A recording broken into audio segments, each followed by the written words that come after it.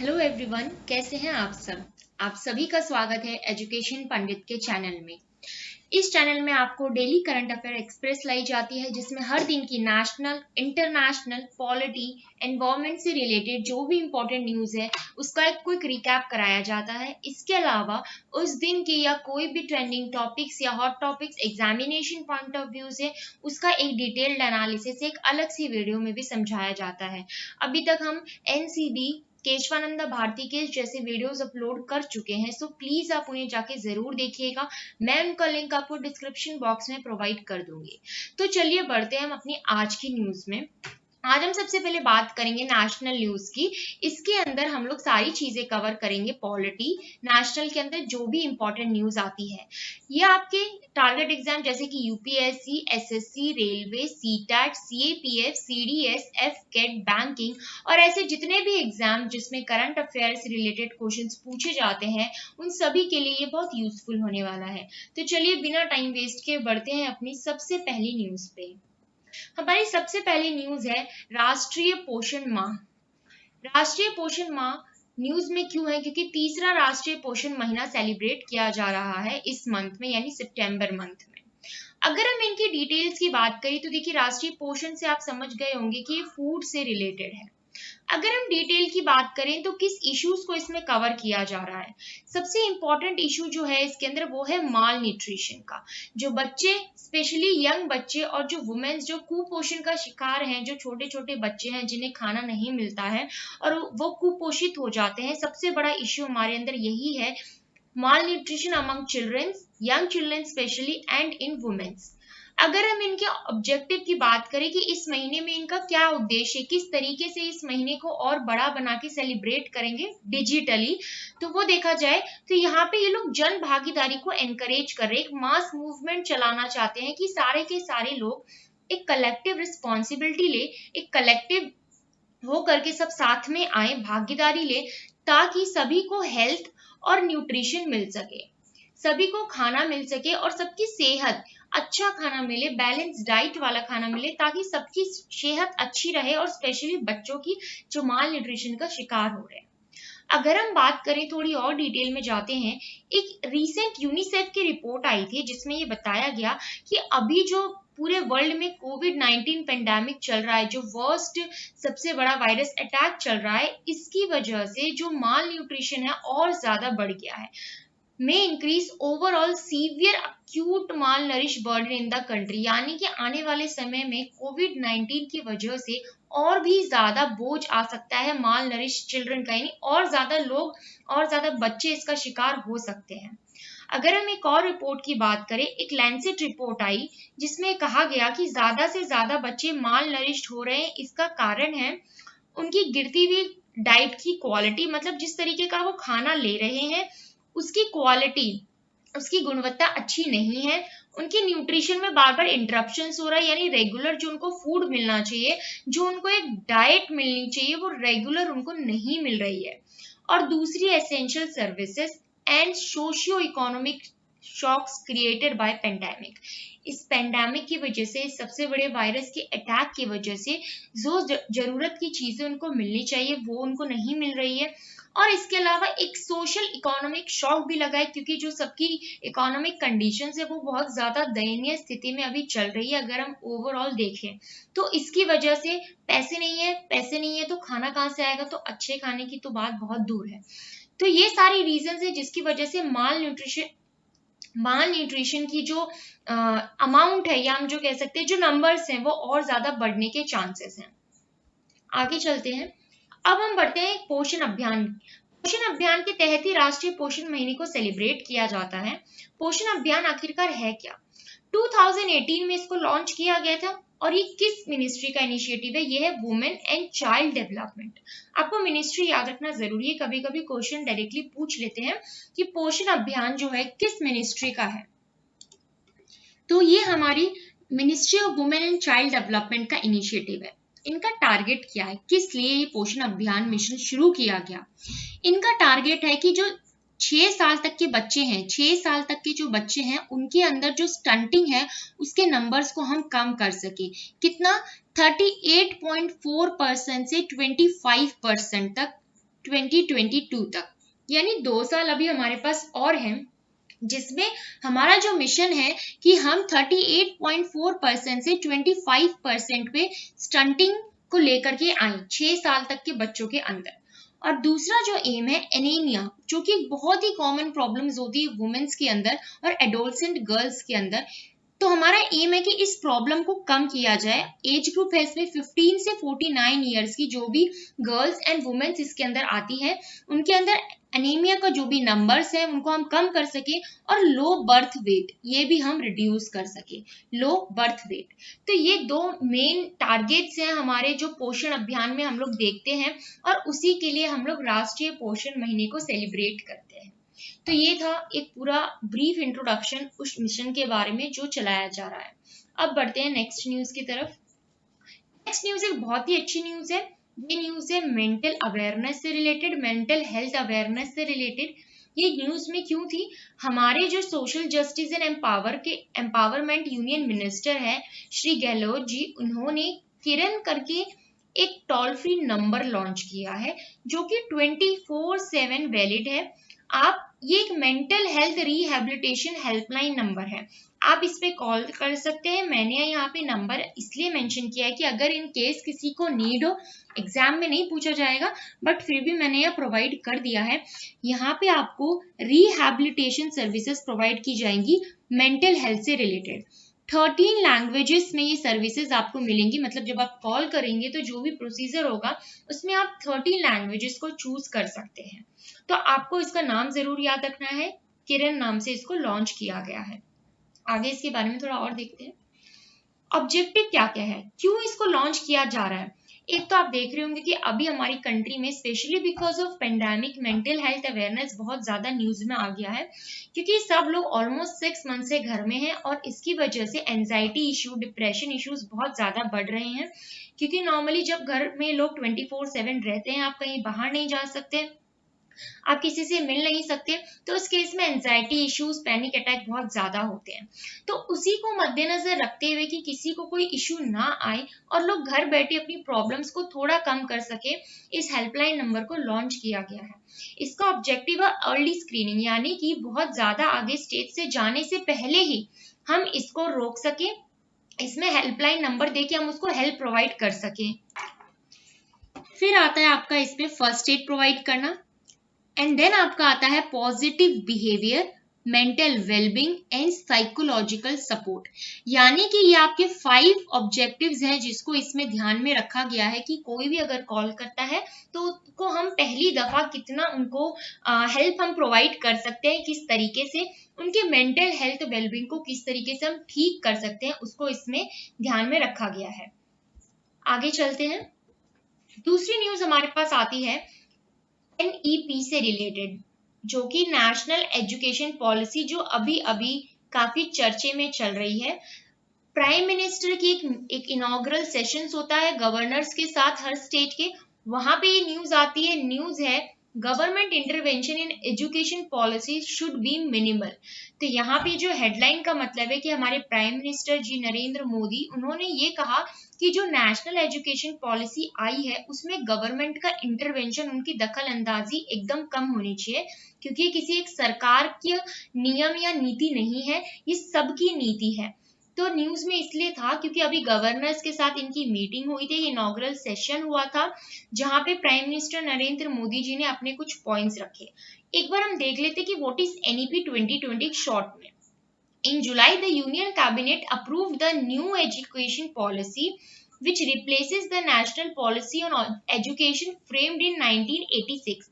मतलब 1986 में जो हमारी पॉलिसीज बनाई गई थी एजुकेशन के लिए, उसको रिप्लेस करके अभी आई है नेशनल एजुकेशन पॉलिसी, जिनका काम है कि जो भी स्कूल्स में या हायर एजुकेशन सिस्टम्स में जो चीजें थी उनको थोड़ा रिफॉर्म किया जाए, ताकि हमारा इंडिया भी एक ग्लोबल नॉलेज सुपर पावर बन सके, हमारा इंडिया भी ग्लोबल लेवल पे डील कर सके, ग्लोबल लेवल पे कॉम्पीट कर सके। तो यहीं पे हमारे प्राइम मिनिस्टर ने कहा कि गवर्नमेंट का जो इंटरवेंशन है एजुकेशन पॉलिसी में वो ना के बराबर होना चाहिए, क्योंकि ये पूरे देश की नीति, किसी भी सरकार की नीति, एक पर्टिकुलर सरकार की नीति नहीं है। थोड़ा हम डिटेल में चलते हैं। और जो उनकी तरफ से पॉइंट्स रखे गए, education policy and education system are important means of fulfilling the aspirations of the country. Education policy यानी कि जो एजुकेशन की नीति है और जो हमारा एजुकेशन सिस्टम है, ये हमारे कंट्री के जो सपने हैं जो हम देख रहे हैं ग्लोबल लेवल पे compete करने के लिए, उनको पूरा करने के लिए ये दोनों चीजें बहुत जरूरी है।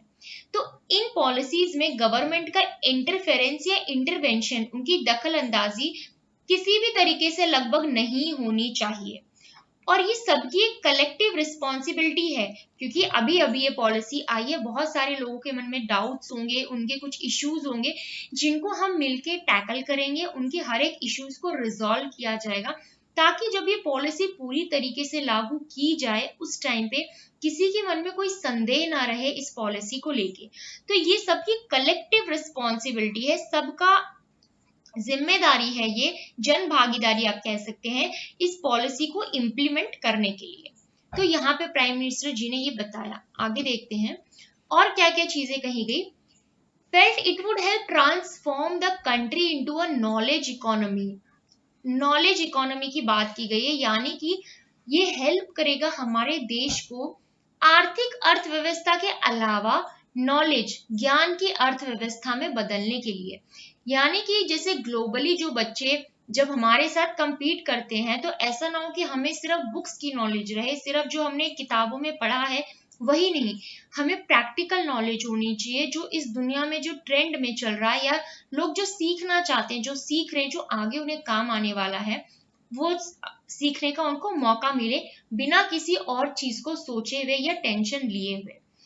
ये पॉलिसी स्पेशली फोकस करती है क्रिटिकल थिंकिंग पे instead of mayor curriculum study, यानी सिर्फ बुकिश नॉलेज को ना देखते हुए यहाँ पे क्रिटिकल थिंकिंग, जो मैं आपको बता रही हूँ कि सिर्फ बुक्स को ना पढ़ते हुए लोग जो है, बच्चे जो है, वो अपना खुद का दिमाग उसमें यूज करें, एक प्रैक्टिकल नॉलेज को डेवलप किया जाए, उनके सोचने की शक्ति को हम बढ़ावा दें। As the emphasis is on vocational education apart from the curriculum or bookish knowledge.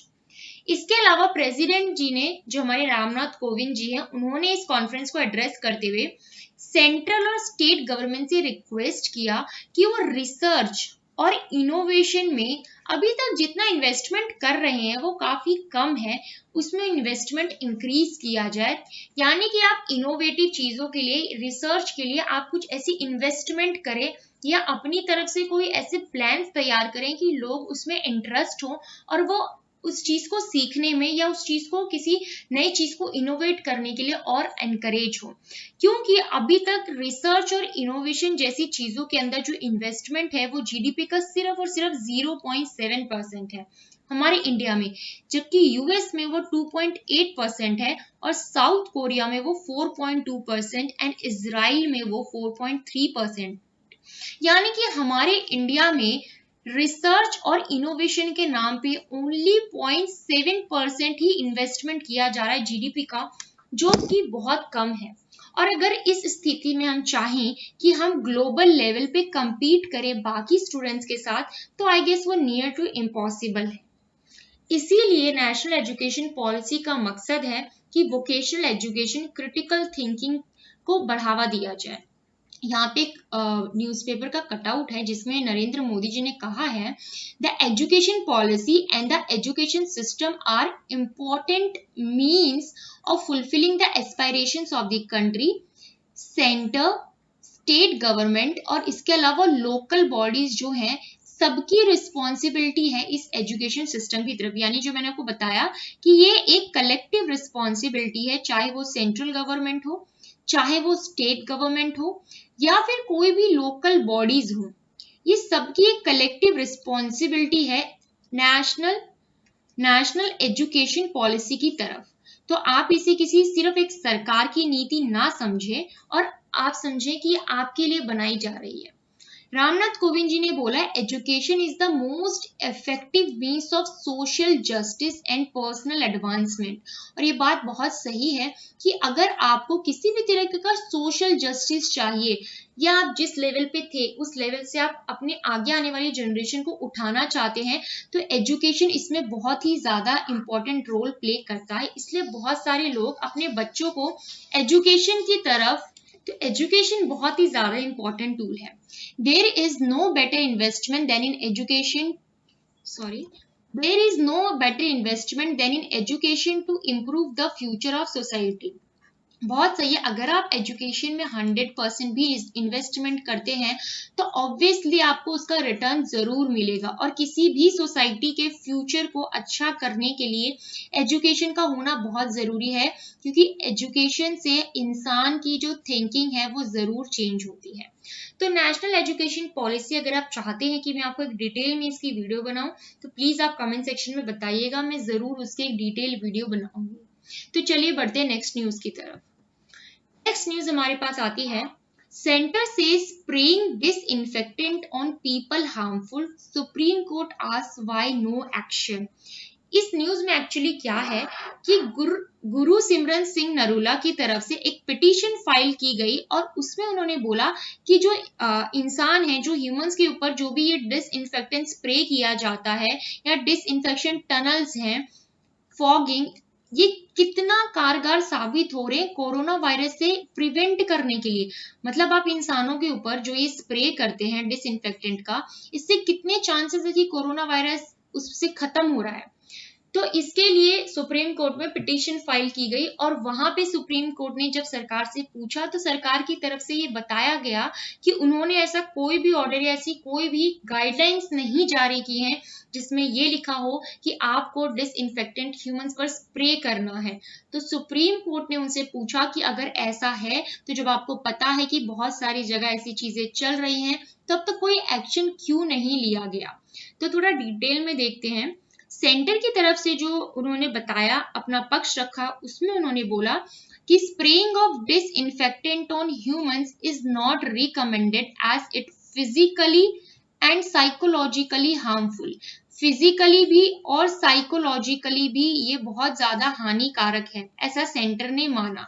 और ये बिल्कुल भी रिकमेंड नहीं किया जाता है कि वो जो स्प्रेज ह्यूमंस पे किए जाते हैं वो किसी भी तरीके से इन्फेक्शंस को कम करते हैं। तो सुप्रीम कोर्ट ने पूछा तो अभी तक आपने जो डिसइंफेक्शन टनल्स हैं उसके ऊपर कोई भी एक्शन क्यों नहीं लिया जब आप जानते हैं।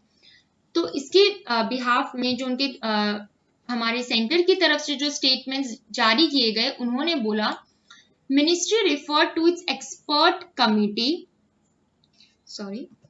Ministry refer to its expert committee, जो उन्होंने कमेटी बनाई थी उसका उन्होंने बात उनको बताया कि जो हमारी कमिटीज ने हमें बताई है कि chemicals are harmful to human skin and mucous membrane of the respiratory tract if inhaled. यानी फिजिकली वो कितना हार्मफुल हो सकता है, वो स्किन को हार्म कर सकता है, और जो अगर उसे किसी ने इनहेल कर लिया तो वो रेस्पिरेटरी ट्रैक्ट जो होता है वहां पे जो म्यूकस मेम्ब्रेन होती है उसके लिए भी बहुत ज्यादा हार्मफुल है। यानी कि टोटल ह्यूमन बॉडी डैमेज यहाँ पे ये कर सकता है, लंग्स को भी इन्फेक्ट कर सकता है अगर बहुत ज्यादा क्वांटिटी में इसको इनहेल किया जा रहा है। External spraying of any chemical disinfectant does not kill a virus that has already entered the body. यानी कि अगर ऑलरेडी उस पर्सन के अंदर वायरस एंटर कर चुका है तो उसके बाद उस पर स्प्रे करने से वो वायरस चला जाए या मर जाए, ऐसा नहीं है। Who has earlier been expose to the virus. तो यानी कि कोई भी यूज नहीं है, सेंटर ऐसा मान रही है।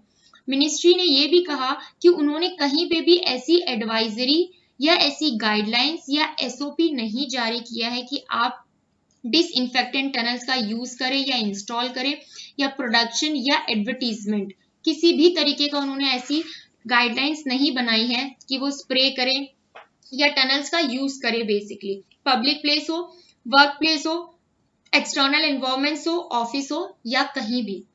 तो इसके बिहाफ में फिर सेंटर ने बोला कि वो ऑब्वियसली उनके दिमाग में या उनके नजर में ऐसी चीजें आई हैं तो वो उसके ऊपर एक वैलिड एक्शन जरूर लेंगे।